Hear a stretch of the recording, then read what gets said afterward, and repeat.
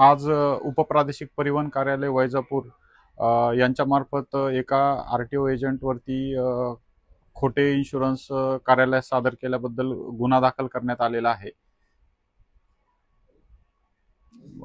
सदर एजंटने नवीन ट्रॅक्टर ट्रॉलीच्या नोंदणी दरम्यान 9 इन्शुरन्स पॉलिसी ज्या आहेत त्या खोट्या सादर केल्या होत्या. सदर इन्शुरन्स पॉलिसी ह्या तपासणी दरम्यान, कागदपत्रांच्या तपासणी दरम्यान आमच्या असं निदर्शनास आलं की इन्शुरन्स खोटे आहेत. त्या अनुषंगाने आम्ही गुन्हा दाखल केलेला आहे. आरोपी हे आर-टी-ओ कार्यालयामध्ये एजंट म्हणून काम करतात. पारस पाटणी असं त्यांचं नाव आहे.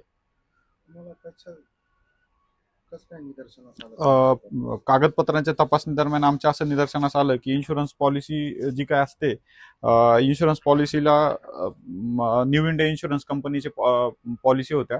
त्यामध्ये इन्शुरन्स पॉलिसीला असा नंबर असतो जिथे पॉलिसी होल्डरचं पूर्ण डिटेल्स असतात. पॉलिसी कुणाच्या नावे आहे आणि पॉलिसी इश्यू झालेला जो क्रमांक आहे तो क्रमांक, आणि सेम टाइम त्याच पॉलिसीवरती खाली एक इन्शुरन्स क्रमांक असतो.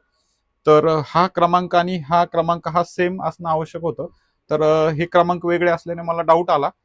त्या अनुषंगाने मी न्यू इंडिया इन्शुरन्स कंपनीच्या अधिकाऱ्यांशी संपर्क केला असता त्यांच्याकडनं मला असं कळलं की ह्या पॉलिसी त्यांना बनवलेल्या नाहीयेत आणि जी काही इन्शुरन्स पॉलिसी आहे त्या इन्शुरन्स पॉलिसीमध्ये याच्यामध्ये इन्शुरन्स ज्या वाहनासाठी घेतलेला आहे त्या वाहनाचा नंबर, मालकाचं नाव, गाडीचे पूर्ण डिटेल्स असतात. आणि इन्शुरन्स एंडला काही पार्ट हा एडिटेबल असतो. एडिटेबल पार्टमध्ये एजंटने पॉलिसी नंबर एडिट केला, मालकाचं नाव एडिट केलं आणि ही कागदपत्र या कार्यालयात सादर केली.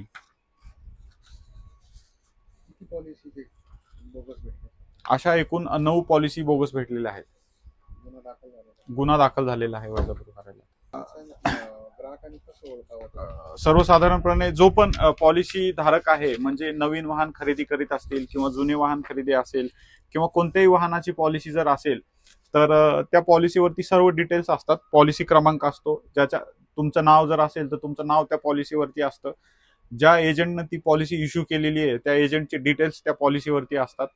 तर जे काही वाहनधारक आहेत त्यांना आम्ही असं आवाहन करतो की जेव्हा केव्हा तुम्ही इन्शुरन्स पॉलिसी घेता, एजंटकडनं कुणाकडनं इन्शुरन्स पॉलिसी घेता, तर त्या कंपनीच्या वेबसाईटवरती तो पॉलिसी क्रमांक टाकल्यानंतर तुमचे सर्व डिटेल्स त्यावर आले पाहिजेत. याचं कन्फर्मेशन म्हणजे प्रत्येक वेळेस करणं आवश्यक आहे.